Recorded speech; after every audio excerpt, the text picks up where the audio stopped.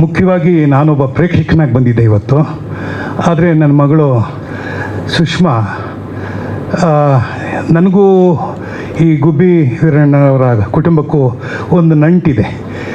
B V ಕಾರಂತರು ಆ ತಂಡದಲ್ಲಿ ಕೆಲಸ ಮಾಡಿದವರು.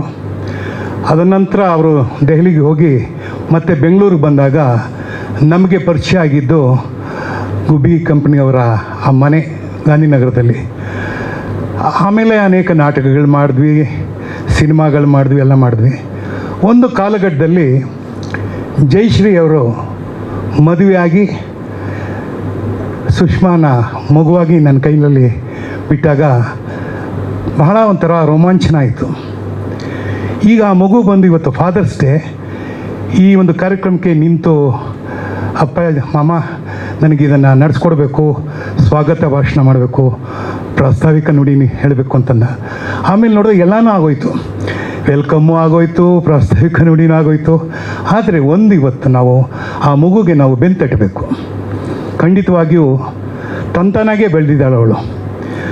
ಯಾರ ಒಂದು ಆಶ್ರಯ ಇಲ್ಲ, ತನ್ನ ಒಂದು ಶಕ್ತಿ, ತಾಯಿಯ ಶಕ್ತಿ. ಹಾಗಾಗಿ ಇವತ್ತು ಒಂದು ಮಾತನ್ನು ತುಂಬ ಚೆನ್ನಾಗಿ ಆಡಿದ್ಲು. ನಮ್ಮ ನಾಟಕಗಳಲ್ಲಿ ಬರುವ ಹಾಡುಗಳು, ಆ ಹಾಡುಗಳನ್ನು ಉಳಿಸ್ಕೊಳ್ಳೋದು ಮತ್ತು ಮುಂದಿನ ಜನಾಂಗಕ್ಕೆ ಅದನ್ನು ರವಾನಿಸೋದು ನಮ್ಮ ಅದಮ್ಯ ಕರ್ತವ್ಯ ಅಂತ ಹೇಳಿ ಕರೆದಿದ್ದಾರೆ. ಹಾಗಾಗಿ ಇವತ್ತಿನ ಮೊದಲನೇ ಹಾಡು ಮಾಯಾದ ಮನದ ಭಾರವ, ಅದರ ಒಂದು ಲೋಕಾರ್ಪಣೆಯನ್ನು ಈಗ ಲಕ್ಷ್ಮೀ ಅಮ್ಮ ಮಾಡಬೇಕು. ಅಲ್ಲಿಂದನೇ ಹೇಳಿದ್ರೆ ಆಯಿತು. ಒಂದು ನಿಮಿಷ ಕೊಟ್ಬಿಡಿ. ಮುಖ್ಯವಾಗಿ ನಾನೊಬ್ಬ ಪ್ರೇಕ್ಷಕನಾಗಿ ಬಂದಿದ್ದೆ ಇವತ್ತು. ಆದರೆ ನನ್ನ ಮಗಳು ಸುಷ್ಮಾ, ನನಗೂ ಈ ಗುಬ್ಬಿ ವೀರಣ್ಣವರ ಕುಟುಂಬಕ್ಕೂ ಒಂದು ನಂಟಿದೆ. ಬಿ ವಿ ಕಾರಂತರು ಆ ತಂಡದಲ್ಲಿ ಕೆಲಸ ಮಾಡಿದವರು.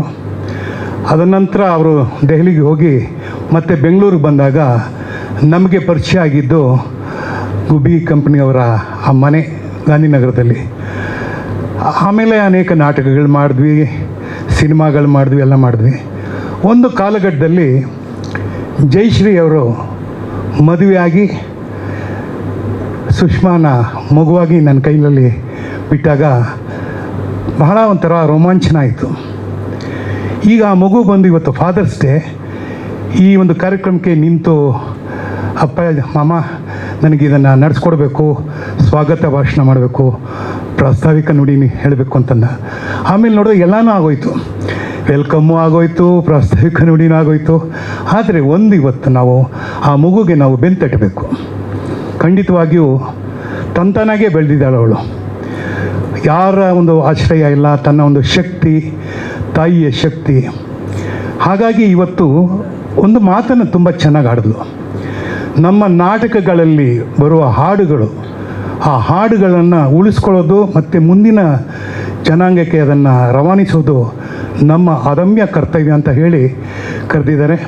ಹಾಗಾಗಿ ಇವತ್ತಿನ ಮೊದಲನೇ ಹಾಡು ಮಾಯಾದ ಮನದ ಭಾರವ, ಅದರ ಒಂದು ಲೋಕಾರ್ಪಣೆಯನ್ನು ಈಗ ಲಕ್ಷ್ಮೀ ಅಮ್ಮ ಮಾಡಬೇಕು. ಅಲ್ಲಿಂದನೇ ಹೇಳಿದ್ರೆ ಆಯಿತು. ಒಂದು ನಿಮಿಷ ಕೊಟ್ಬಿಡಿ. ಹೆಚ್ಚಿನ ವಿಡಿಯೋಗಳಿಗೆ ಪ್ರತಿಧ್ವನಿ ಯೂಟ್ಯೂಬ್ ಚಾನೆಲ್ ಸಬ್ಸ್ಕ್ರೈಬ್ ಮಾಡಿ, ಬೆಲ್ ಐಕಾನ್ ಕ್ಲಿಕ್ ಮಾಡಿ.